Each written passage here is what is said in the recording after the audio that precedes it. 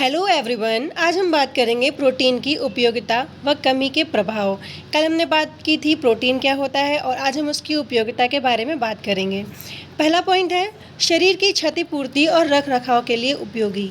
Protein जो है शरीर की क्षतिपूर्ति में के लिए बहुत ज़रूरी होता है। हमारे शरीर में निरंतर टूट फूट होती ही रहती है और उनकी मरम्मत के लिए प्रोटीन की आवश्यकता होती है। कभी किसी दुर्घटनावश हम जल जाएँ, कट जाएँ या कुछ भी हो जाए तो उसके लिए उसकी क्षतिपूर्ति के लिए प्रोटीन लाभदायक होता है। शरीर की वृद्धि के लिए उपयोगी। भ्रूणावस्था से ही जैसे जैसे शरीर का विकास होता है वैसे वैसे ही प्रोटीन की आवश्यकता बढ़ती जाती है और हमारे शरीर की वृद्धि के लिए सबसे महत्वपूर्ण योगदान जो है प्रोटीन का ही होता है। नंबर 3 है शरीर के लिए आवश्यक ऊर्जा प्रदान करने में उपयोगी। शरीर के लिए ऊर्जा भी उत्पादित करती है प्रोटीन। जैसे कि 1 ग्राम प्रोटीन लेने से हमें 4 कैलोरी ऊर्जा प्राप्त होती है। जब शरीर को पर्याप्त मात्रा में वसा तथा कार्बोहाइड्रेट प्राप्त नहीं होते तब शरीर को प्रोटीन से ही ऊर्जा मिलती है। नेक्स्ट है हमारा एंजाइम्स तथा हार्मोन्स के निर्माण में। एंजाइम्स तथा हार्मोन्स के निर्माण में भी जो है प्रोटीन बहुत ही लाभदायक होती है। शरीर के लिए उपयोगी नाइट्रोजन युक्त विभिन्न यौगिकों के निर्माण में भी प्रोटीन विशेष रूप से सहायक होते हैं। प्रोटीन विभिन्न प्रकार के एंजाइम तथा हार्मोन्स का निर्माण भी करते हैं। शरीर के लिए आवश्यक अनेक प्रकार के रस जैसे इंसुलिन, एडेनिलिन तथा थायरोक्सिन का निर्माण भी प्रोटीन से ही होता है। नेक्स्ट है हमारा रोग प्रतिरोधक क्षमता बढ़ाने में।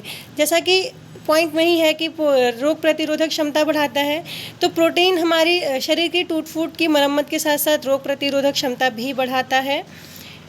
यदि शरीर पर्याप्त मात्रा में ऑक्सीजन नहीं ग्रहण कर पाएगा तो शरीर के विभिन्न रोगों से कीटाणुओं से लड़ने की क्षमता कम हो जाती है तथा व्यक्ति अनेक रोगों से ग्रस्त हो जाता है। इस प्रकार स्पष्ट है कि प्रोटीन की कमी से व्यक्ति अस्वस्थ तथा कमज़ोर हो जाएगा और उसका विकास रुक जाएगा।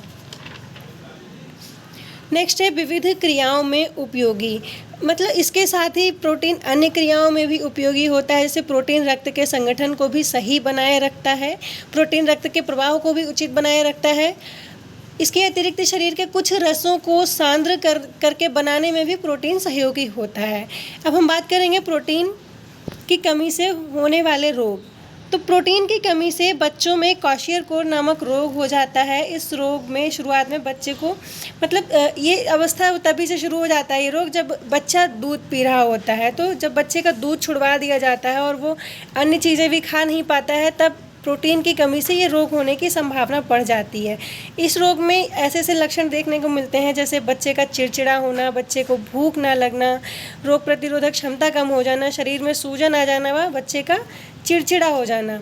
इसके लक्षण इसका बच्चे का यकृत जो है बढ़ा हुआ होता है जिस कारण पेट निकल आता है, ठीक है, और अतिसार की शिकायत भी बन जाती है। चेहरे की चमक भी कम होने लगती है धीरे धीरे और बच्चा एक अजीब सी विकृति वाला देखने में लगता है प्रोटीन की कमी से। इसके अतिरिक्त बच्चों में मैरास्मस नामक रोग भी पाया जाता है हो जाता है। जैसे इसमें प्रोटीन के साथ साथ अगर ऊर्जा भी ना मिले, क्योंकि जब प्रोटीन ऊर्जा नहीं मिल रही है और प्रोटीन जो है वो ऊर्जा का निर्माण भी करता है, लेकिन जब प्रोटीन ही नहीं मिल रही है तो ऊर्जा का निर्माण कैसे होगा, और इस कंडीशन में मैरास्मस नामक रोग हो जाता है। बच्चों में प्रोटीन की कमी से उनका सामान्य भार घटता ही है, लेकिन वयस्कों में अगर प्रोटीन की कमी हो जाए तो क्या होता है, वयस्कों में प्रोटीन की कमी से उनका सामान्य भार घटने लगता है, रोग प्रतिरोधक क्षमता में कमी उनके भी आती है व उनकी हड्डियां कमज़ोर हो जाती हैं। इस तरीके के लक्षण देखे जा सकते हैं। मतलब बुज़ुर्गों की हड्डियां तो इतनी ज़्यादा कमज़ोर हो जाती हैं कि वो ज़रा सा गिरे या धक्का लगा और उनकी हड्डियां टूट जाती हैं।